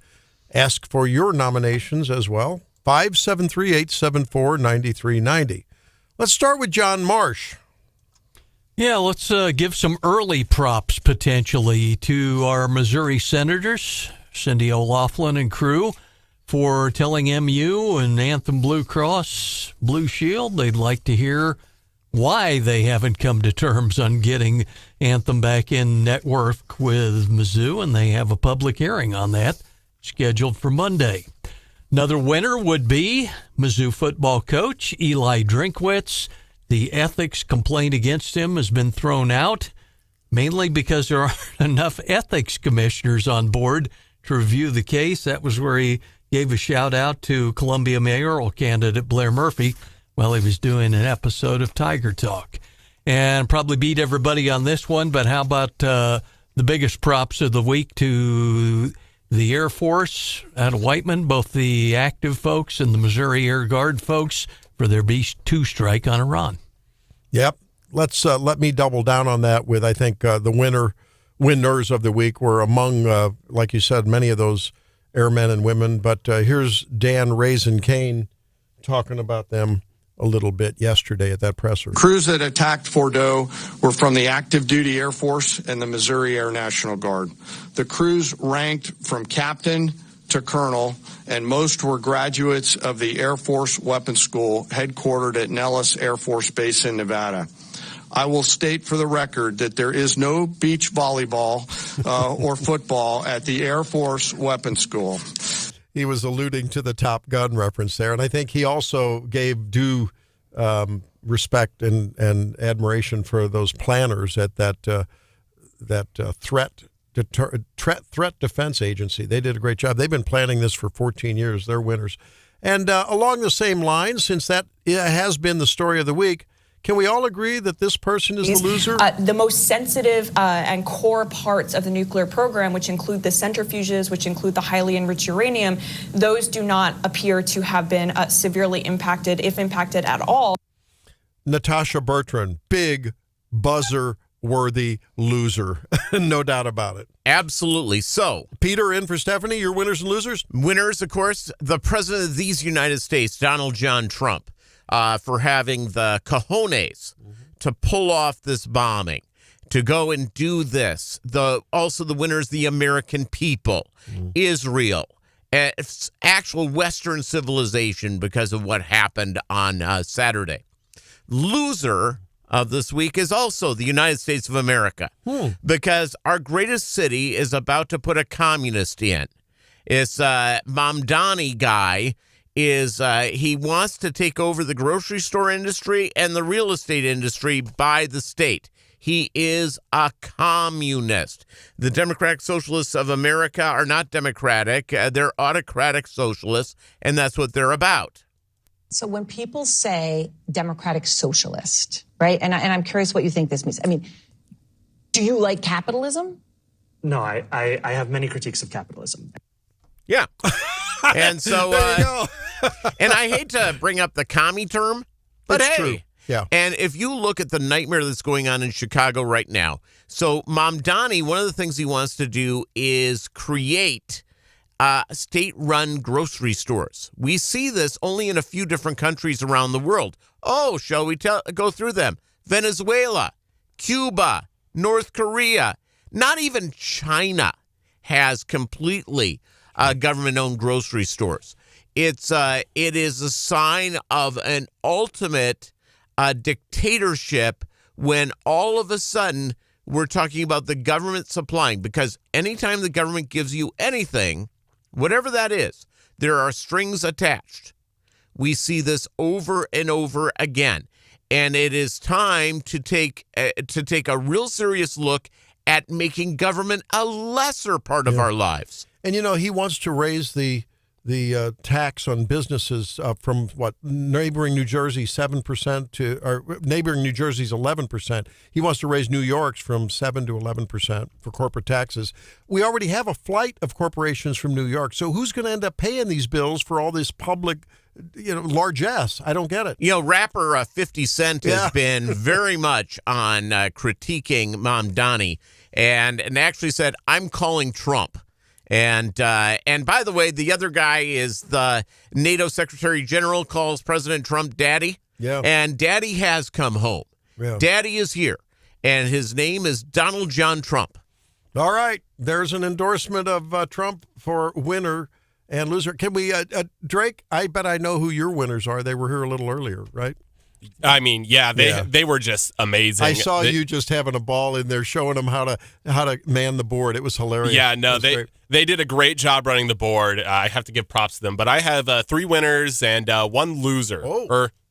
One loser. We'll call it 1 loser. Okay. So I'm going to start off with the obvious one, America. We pulled off one of the best military plans ever. I mean, no one knew what was happening. No one. And I feel like there was kind of this conception that, America is the most powerful military in the world, but how far away is that from the second? Like, I'm sure we could, it'd be a lot closer than you think. But they just bombed Iran without a single person knowing. No one knew. Not even Russia, not China, not anyone. No one knew. And I think that is just insane to think about. And everyone's kind of backtracked and realized, okay, this would... they could demolish us within minutes, and we wouldn't even know. And you're on record for saying that you rather they would have dropped a nuke, but you'll take a big bunker. I'm saying if any bomb. further, if the second place. I'm saying if they think that they can do this again, I say drop the nuke. I have another loser, if that's okay. Sure. It's the TSA. Oh, the TSA came out will not recognize the name pin from Waffle House as a real ID. And, definitely a loser. What's wrong with those quads? And if someone shows up wearing the Waffle House button saying, my name is Joe and I work at Waffle House, that's entree to friendship and to any airplane as far as I'm concerned. They won't let you use your big box store membership card either as a real ID. I can't use my exclusive membership card at Costco. Yeah. So, Peter, are you a closet fanboy of the Waffle House? You mentioned it a lot. Yeah. You like the fun one? You know what I love about it? What? The fights. The fights are awesome. You don't have to buy a pay-per-view. You don't have to go from there. Roll into any Walmart on a Friday and Saturday night at about 1 in the morning.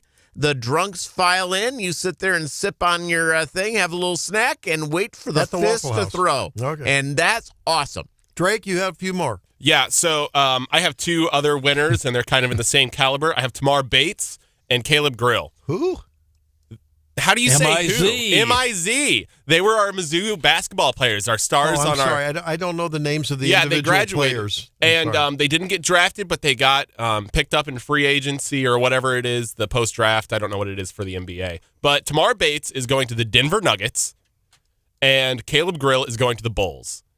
So this is big news for Mizzou. If they can prove themselves, which I think they can, we could definitely see some more Mizzou players in the NBA right now. And I think that's big for not only our college, but our town.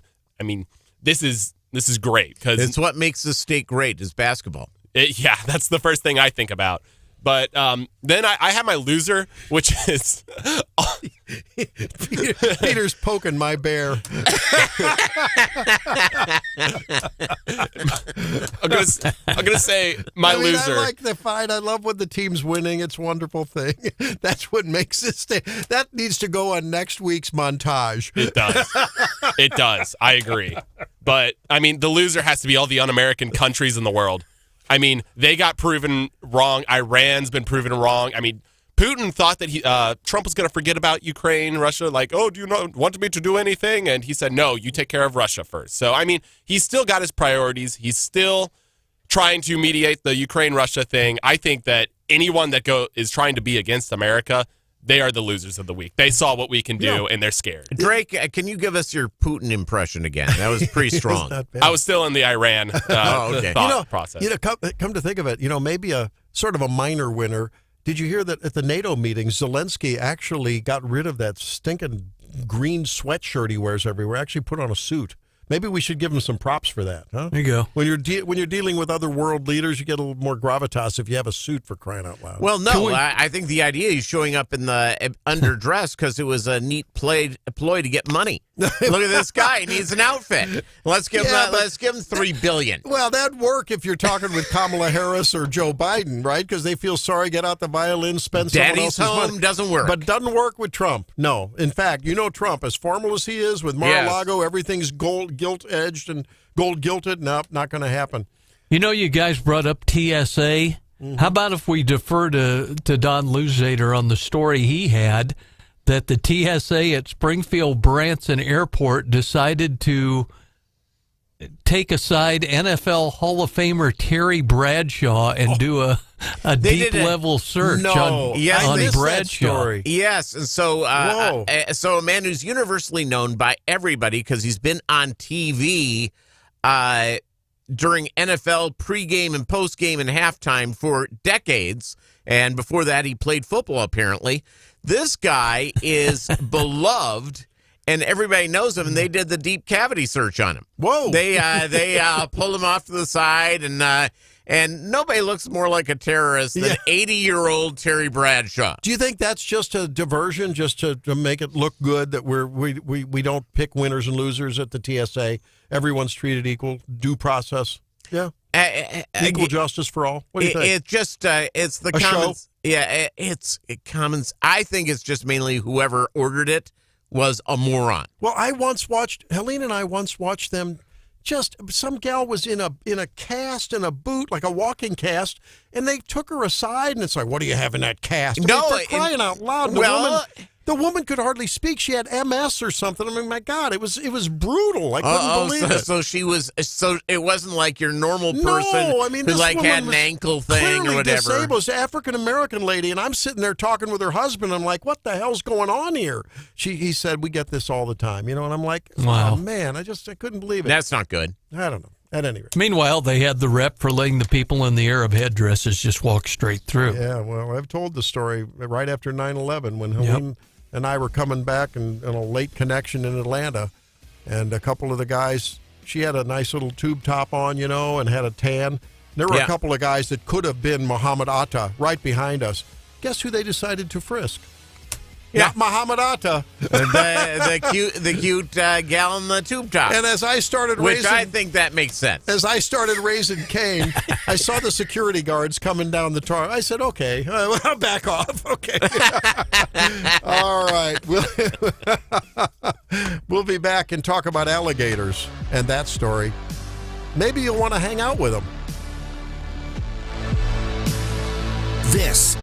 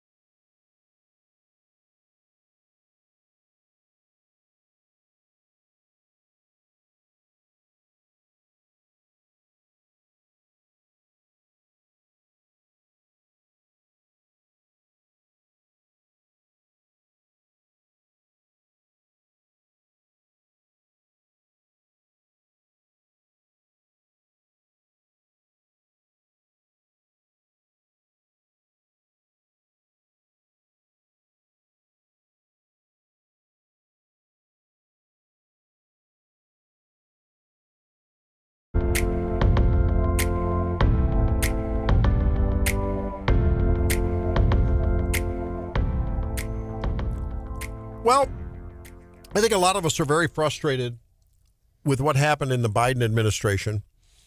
And Peter, in for Stephanie, had this story about this alligator Alcatraz location for illegals that are going to be detained in Florida. And I thought, man, you know what?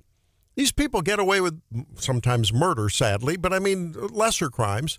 It just seems like us regular American people, you know, we don't get away with the same things they do. So this seems sort of like a little bit of a nice retribution. What do you think about alligator Alcatraz, Peter? Good idea. I love it. To keep the inmates from escaping. If that happened in Louisiana, where I think there's still 2 of those guys on the run, if they had us surrounded by alligators, those guys would stay put.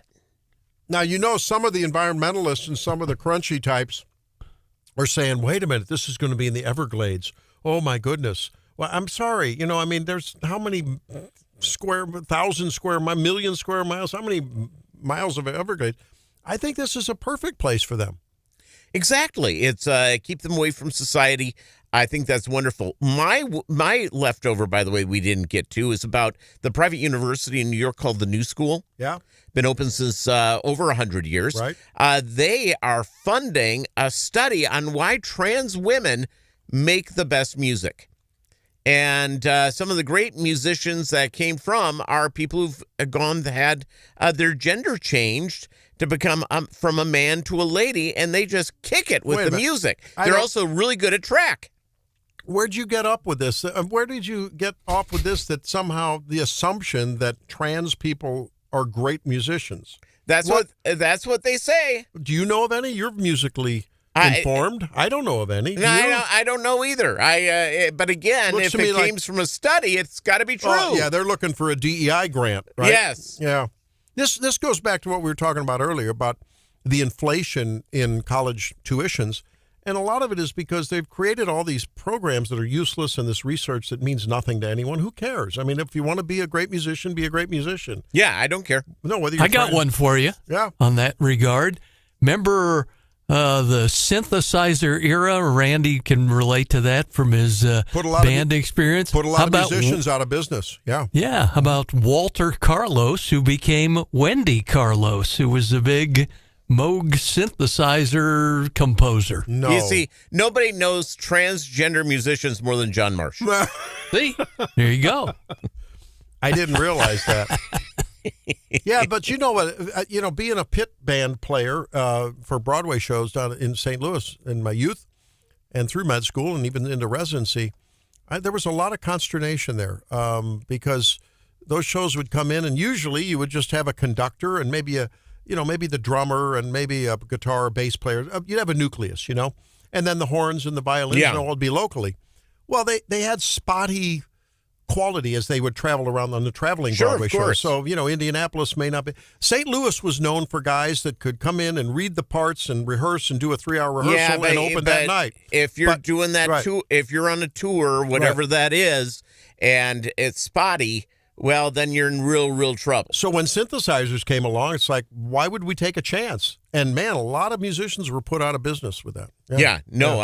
I get it. Yeah. And but thank goodness for wedding season if you're a violin player, because you're kicking it.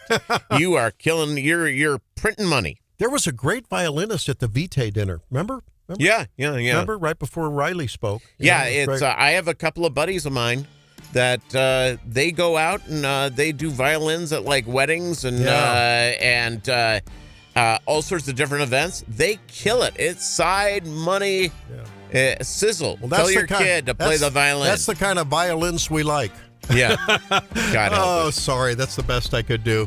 All right. Thank you, Peter, for filling in today. We had a blast. Thank you all for being here. Have a great weekend. We'll see you Monday.